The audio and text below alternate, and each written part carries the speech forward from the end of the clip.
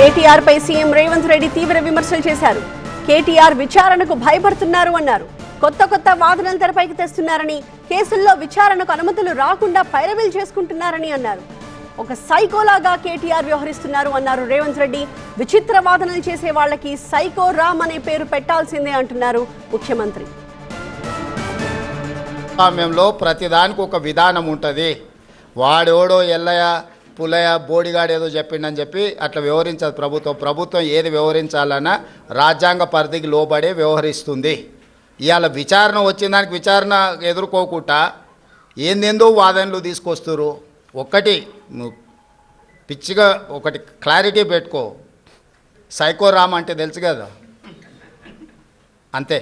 ఇక ఆయన పరిస్థితి ఆయనకే అర్థం కావట్లేదు. ఆయన పక్కలో ఉన్న వాళ్ళే పక్కకు వచ్చి ఫోన్ చేస్తారు, అన్న ఇటు పిచ్చిలేసినట్టుంది, ఏందేదో మాట్లాడుతుండు. కాబట్టి ఇప్పటి నుంచి సైకో రామ్ అని ఫిక్స్ అయిపోతుంది.